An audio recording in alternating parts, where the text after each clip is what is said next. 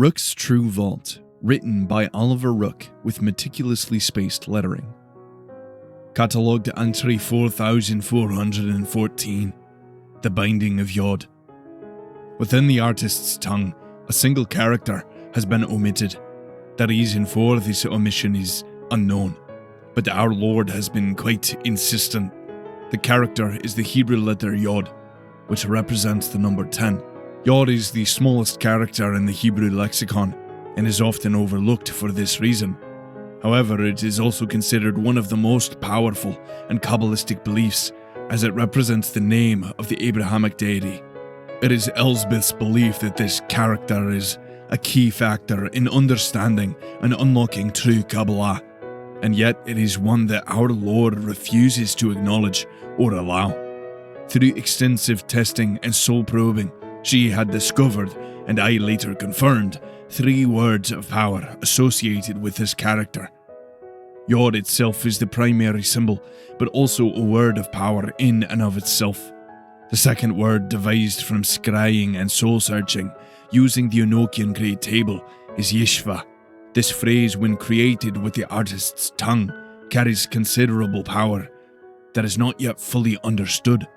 The final word discovered by Elsbeth before her death was Yahweh. This phrase has a deep spiritual connection, but there is some form of soul blocker preventing intercession. It was Elsbeth's belief that not only can these words be called upon for power, but they could actually be bound in place of a patron. According to her research, Yod corresponds directly to spirit, and thus can be bound in spirit in the place of a traditional patron. Likewise, Yeshva with body, and Yahweh with soul or mind. Trinary binding has been possible ever since the art's inception, but binding one entity is dangerous enough. Attempting to bind 3 for the 3 parts of being has almost always been met with disastrous results. Yod case studies. Case 1. Student, 19, female, offered themselves for testing and binding Yod. They survived the incident, but never spoke again. Something was irrevocably changed in the subject.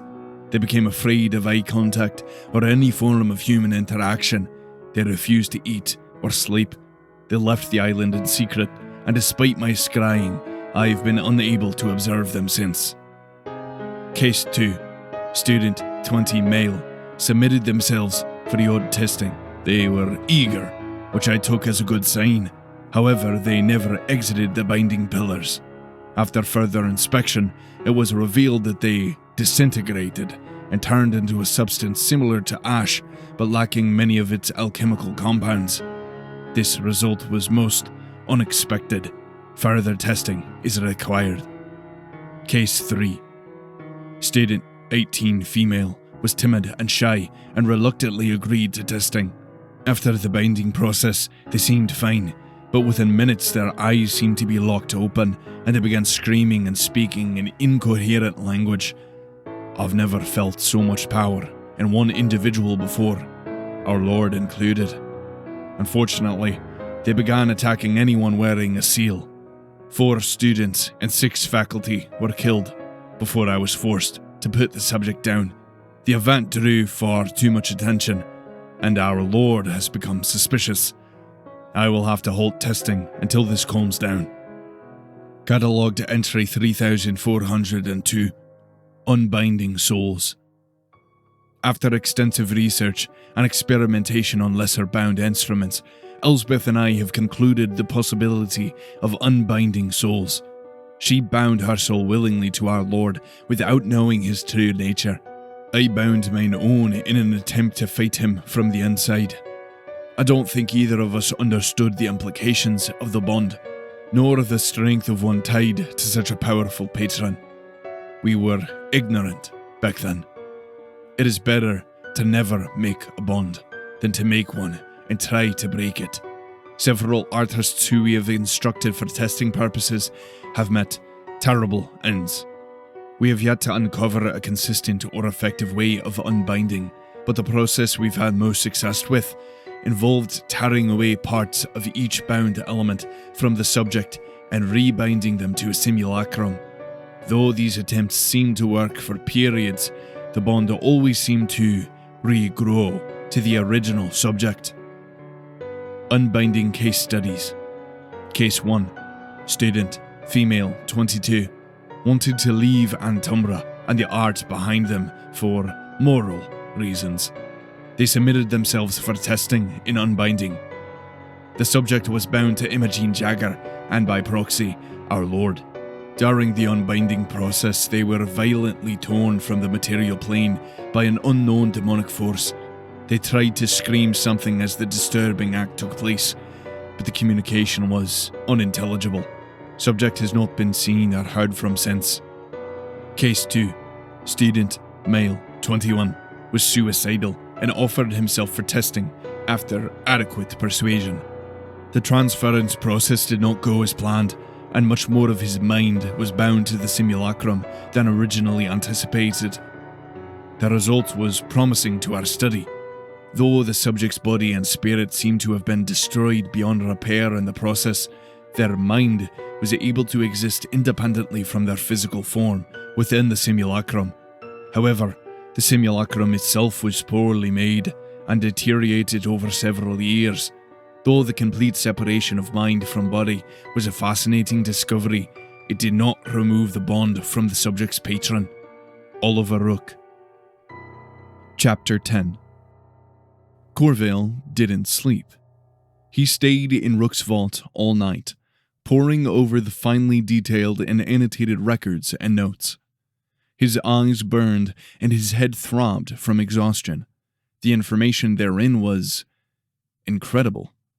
Since last night, he had finally come to terms with the fact that their magical art was very much real. And since, he's had a never-ending flood of knowledge about said art. The concepts and discoveries Captain Rook and Lady Vereen had made were astounding. Half of the things included in the vault were incomprehensible to him, while the other half was so full of fascinating and impossible concepts.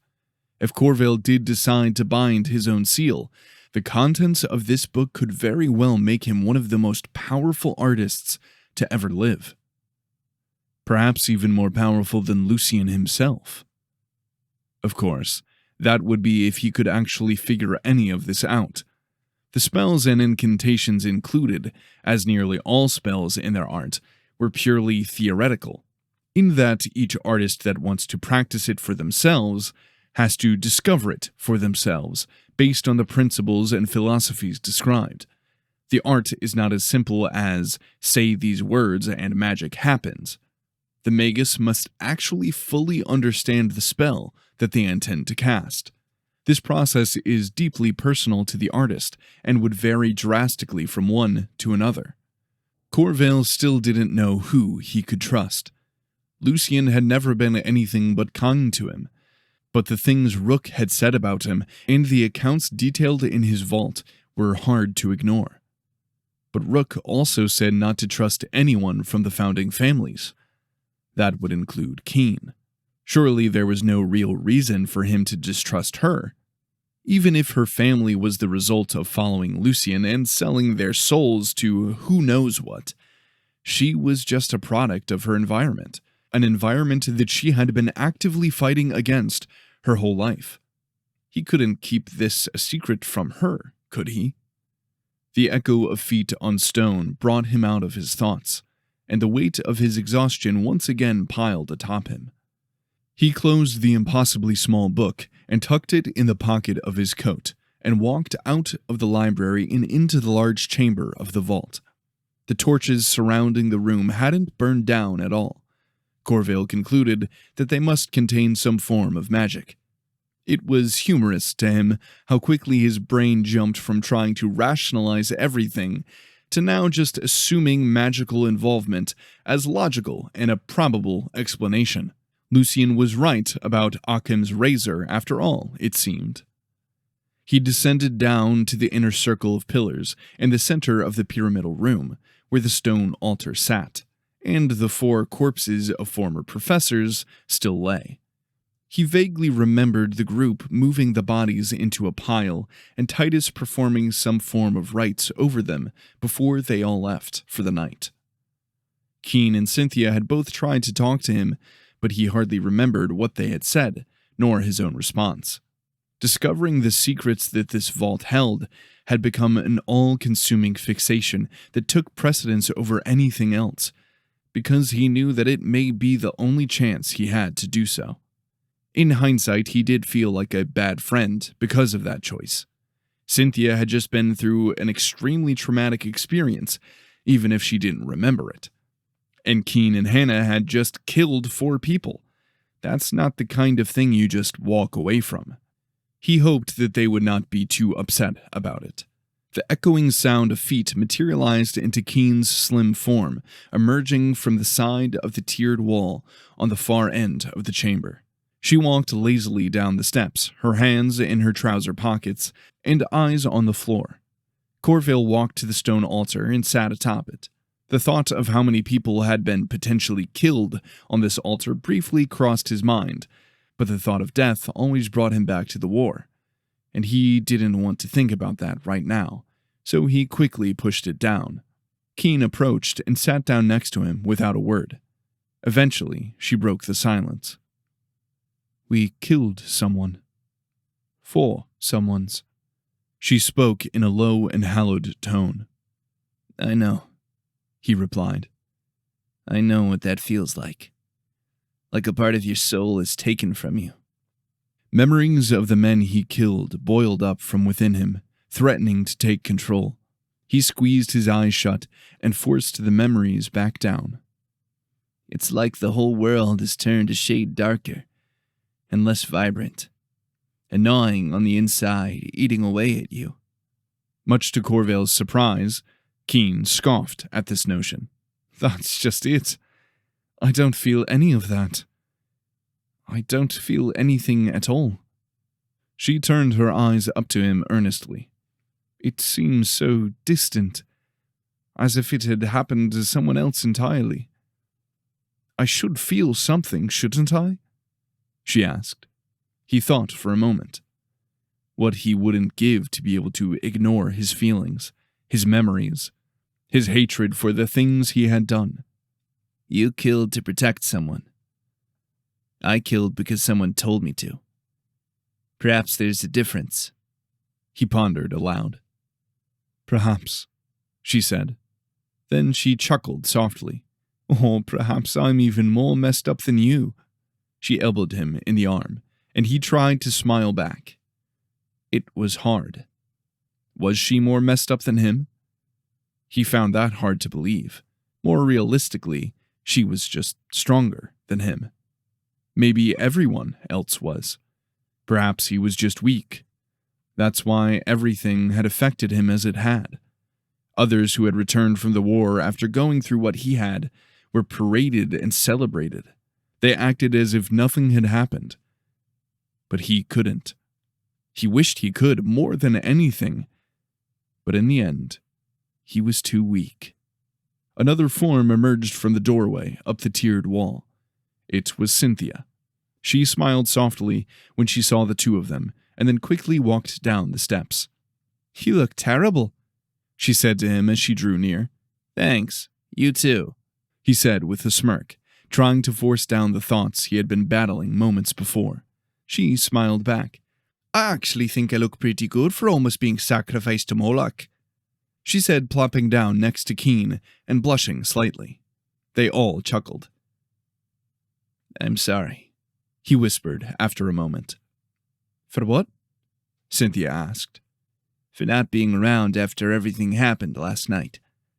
I should have talked with you, tried to help you through things."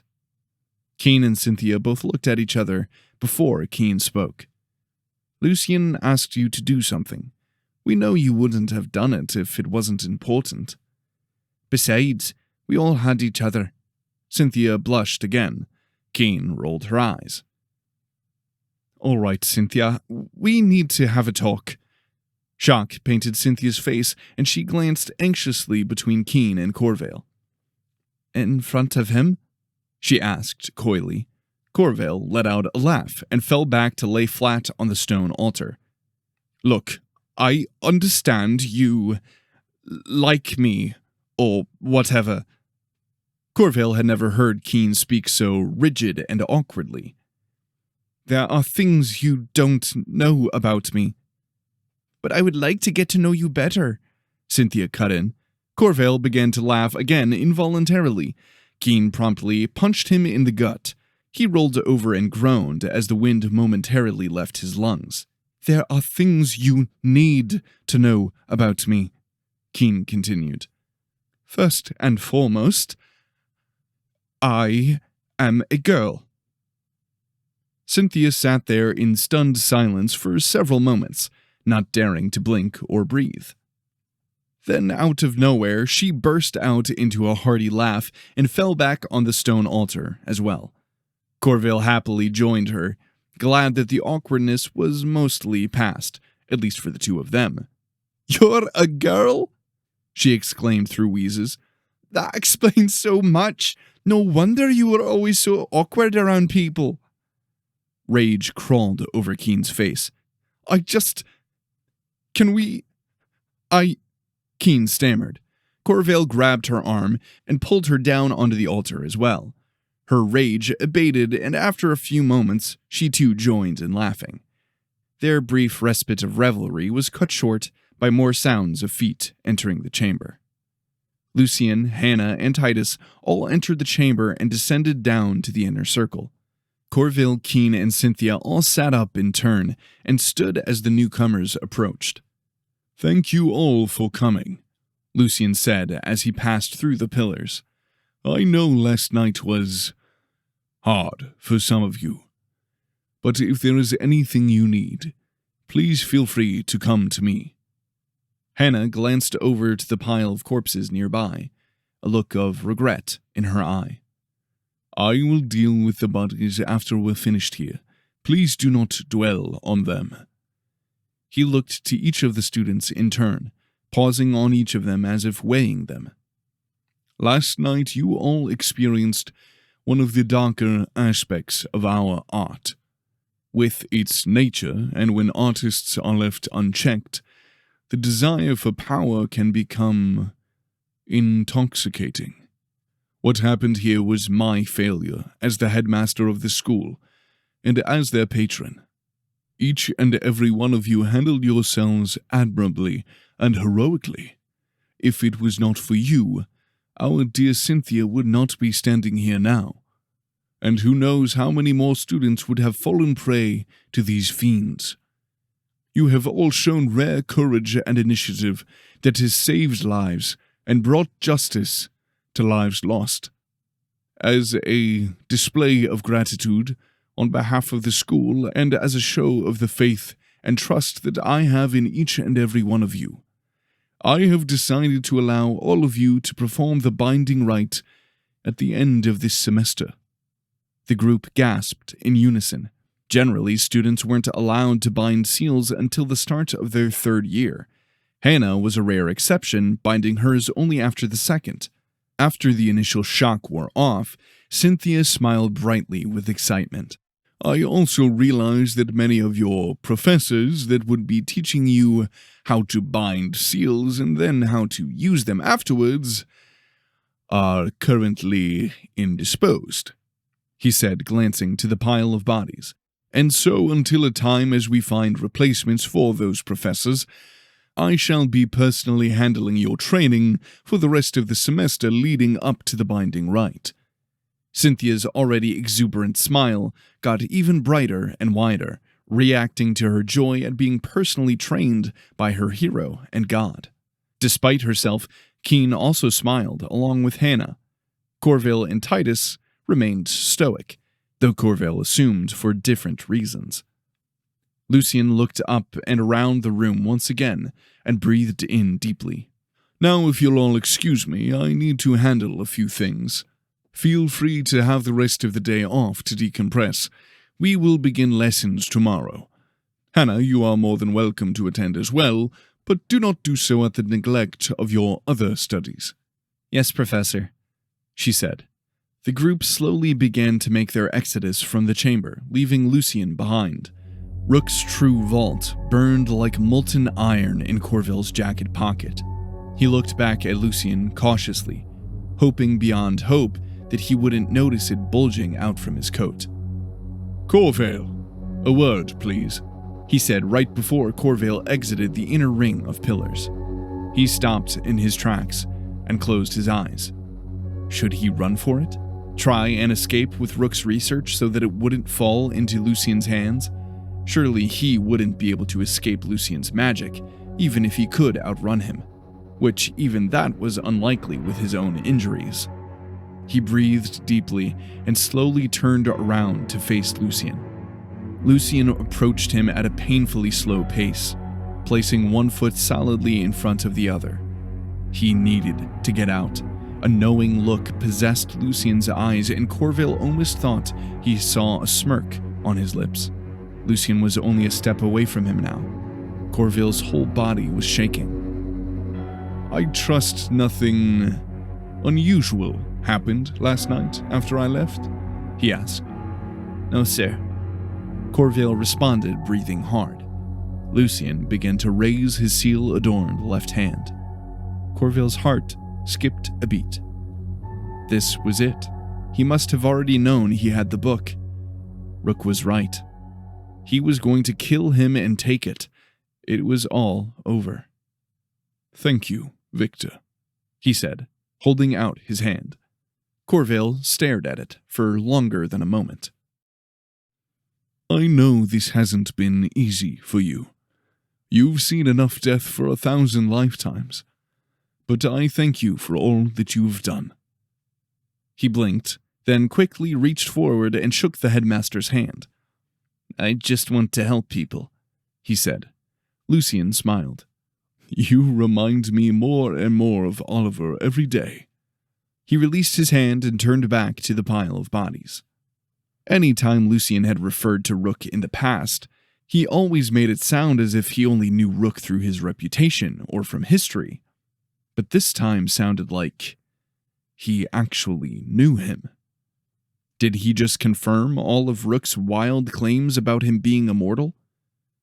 "That will be all, Corveil."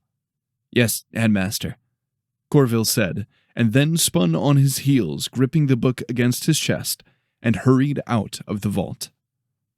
The next day, they met in a classroom near Lucien's office, high up in Leviathan Hall.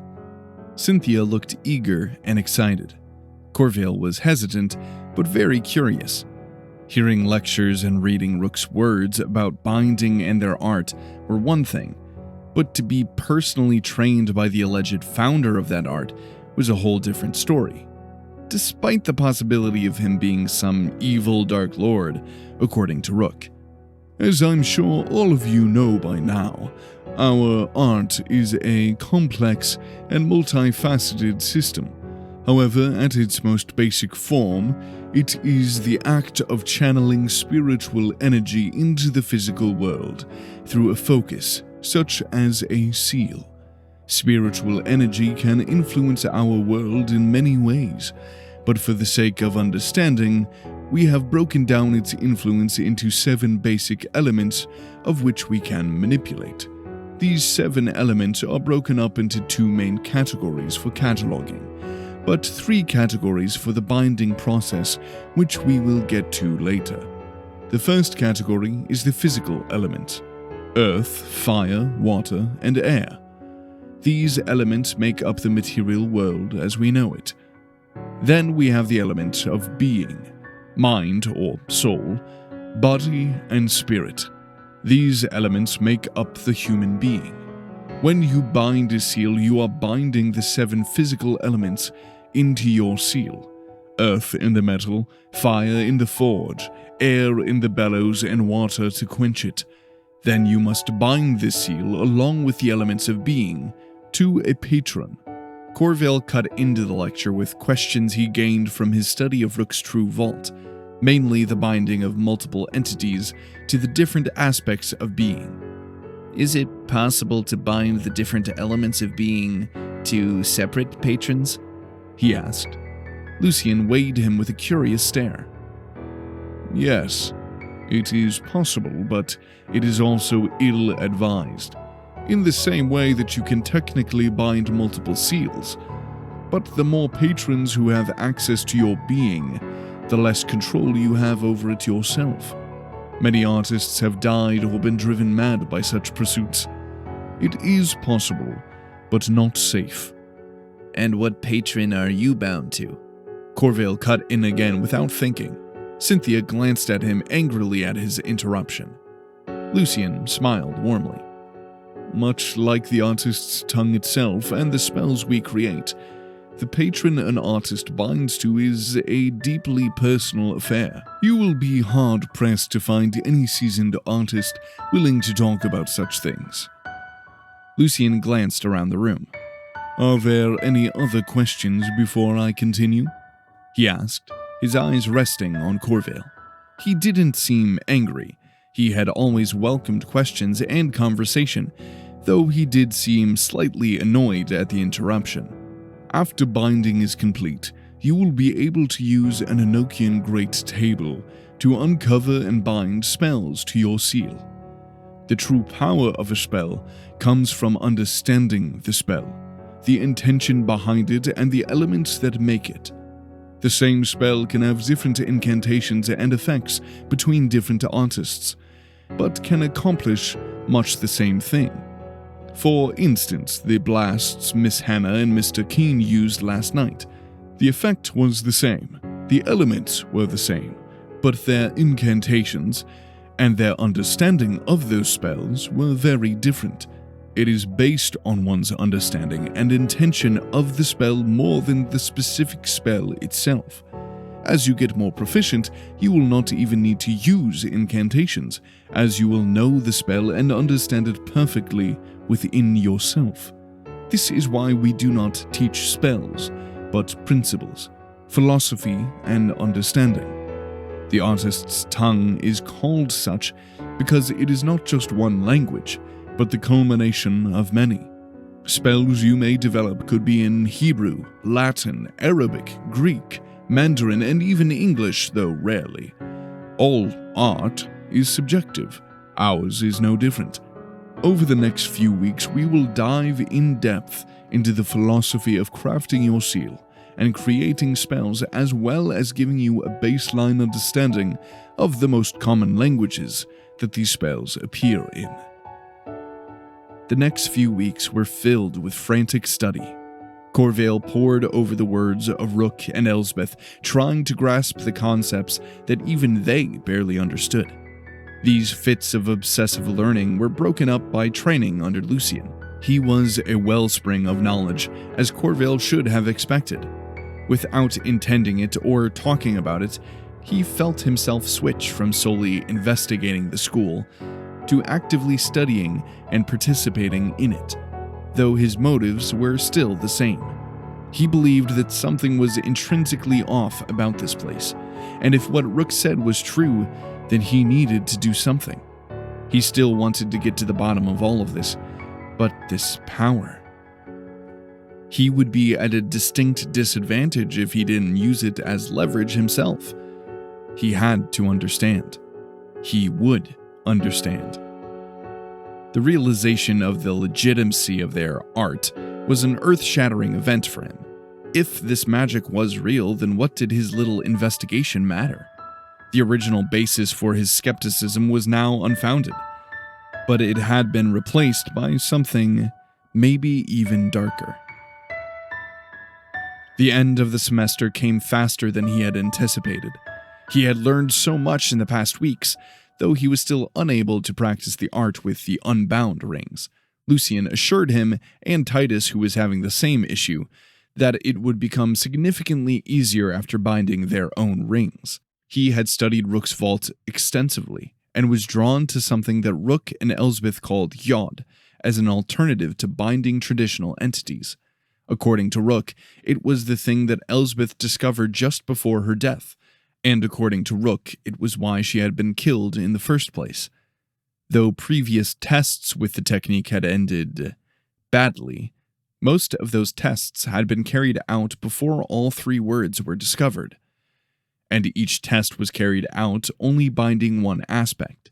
After thoroughly examining their research, he believed it was the best option, and at the end of the day, if it killed him, then none of this would matter anymore. The day finally came to perform the rites of binding. A distinct cloud of excitement and fear hung in the air. Cynthia was brimming with energy. Keen was reserved, but had a knowing and confident look in her eye. Titus seemed less sure. Half of the time he looked completely unaware of what was going on around him, as if he had just woke up in the middle of the situation with no prior knowledge. But the other half, he was eager with an almost devious look in his eye. Corveil himself wasn't sure how to feel. His whole time here had been building up to this moment, whether he had known it or not.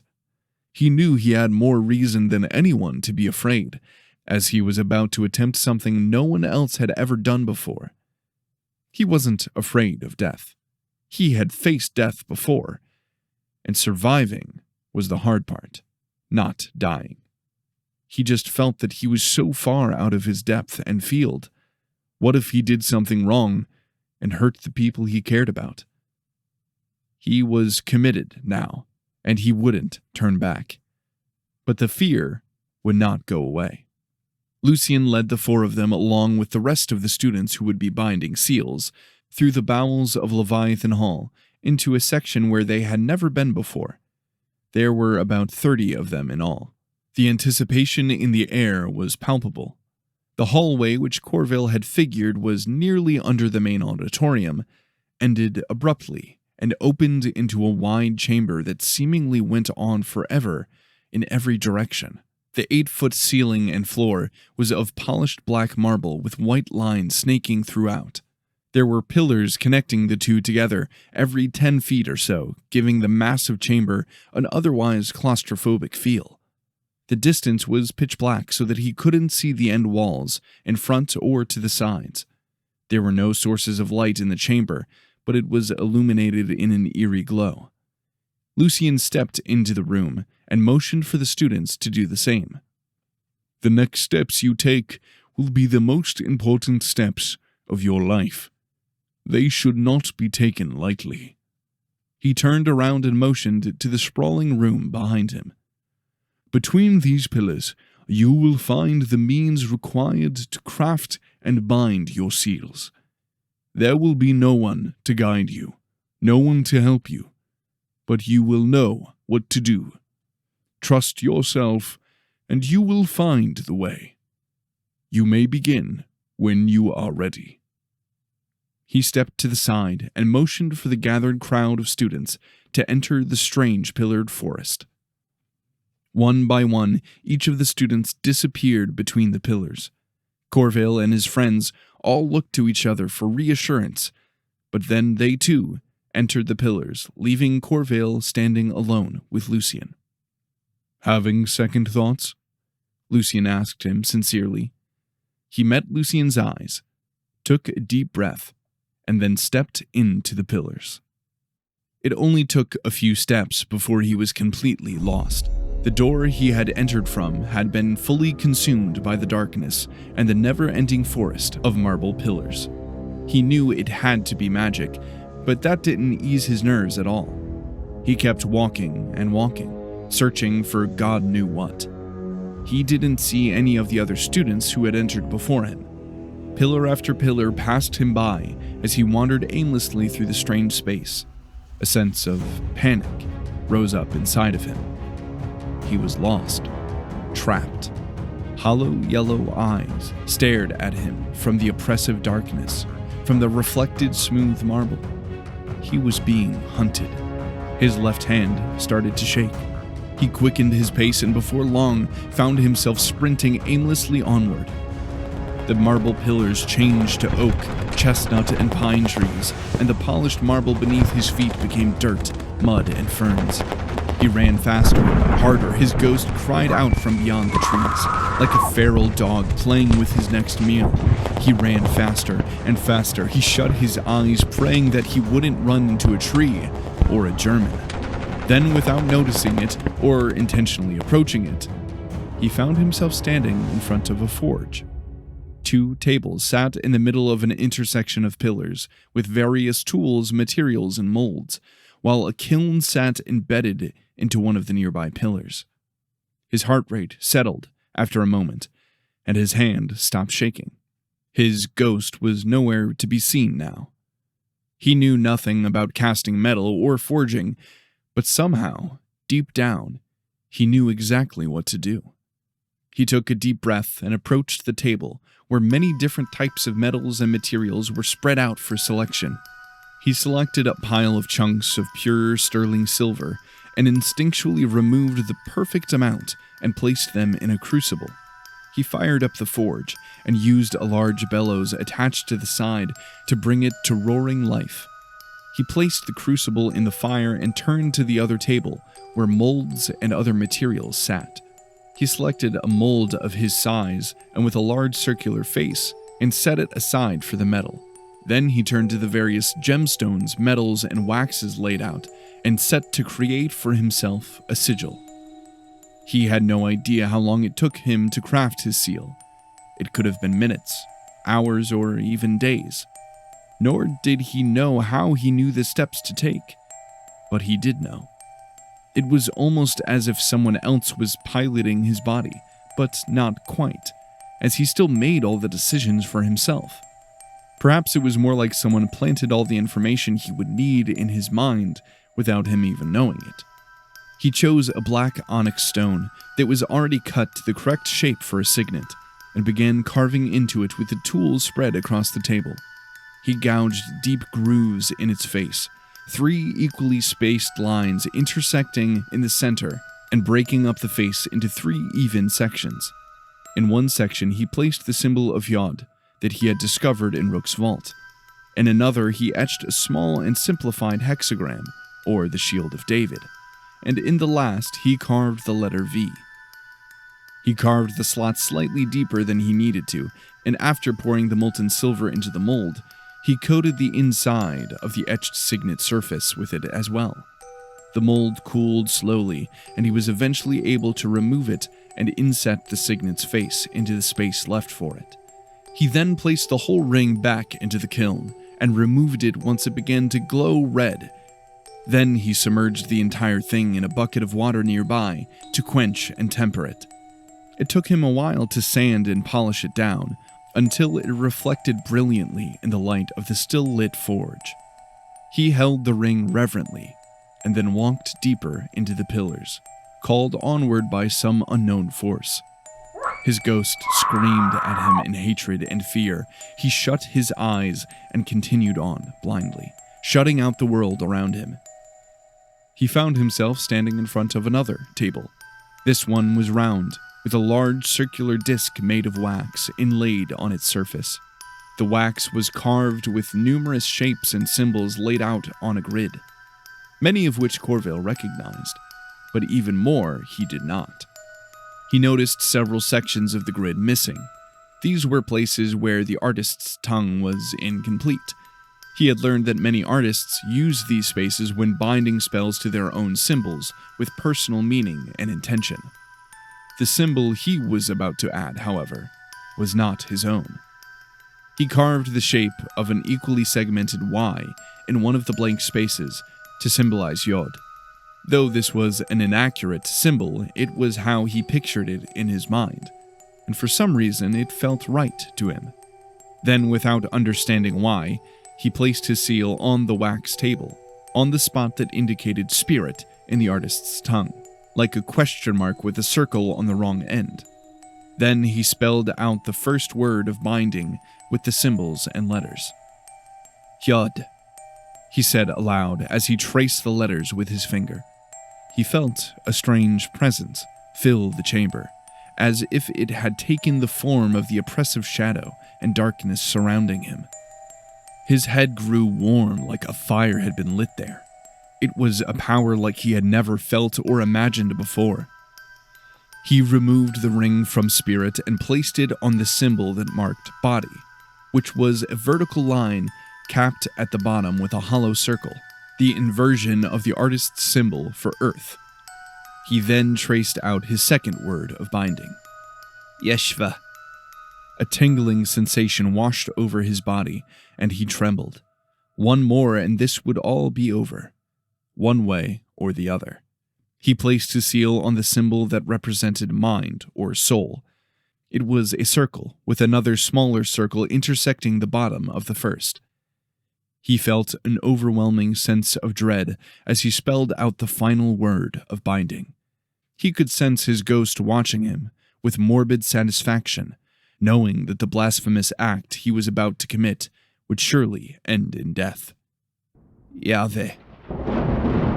There was no motion around him, no point of reference to show that the world was frozen still. But in that moment he could sense time itself stop in its tracks as its master entered the room. A vicious whirlwind of smoke and fire erupted around him, splintering the table into a million pieces. He was just barely able to hold on to his seal. The wind and fire tore at his flesh, but he was not burnt. That didn't stop the pain, however. A thunderous yet quiet voice tore through the darkness in perfect and terrifying chorus and harmony with itself, barely over a whisper yet hardly lower than the loudest shout. The foundations of the earth itself quaked against the voice. You dare bind me to remain like some lost spirit. The impossible sound pierced Corveil's ears. He grasped at his head, begging the pain to go away. He tried to find words, but nothing came out. He had seen the horrors of the war firsthand. He had been tormented by a vengeful ghost. He had seen one of his close friends nearly sacrificed on an altar. But in his entire life, he had never been more afraid than he was at this moment. Do you think me a dog that can be commanded to and fro? Would you strike the stone in the desert so blatantly? Have you any idea what you have done? What you have tried to do? The words were a torrent of agony. His head felt as if it would explode. Words finally began to form on his lips, though his mind could not control what was about to come out. Rook said it was the only way. The only way to not be bound to the darkness. And it will tell you who you would be binding instead. The being's anger was fierce and burned like a roaring fire that threatened to incinerate Corveil, flesh and bone. No, he croaked. He fell to his knees, bracing against the onslaught. So you attempted to bind a spirit that you know nothing of. You are a fool among fools, Victor Corveil.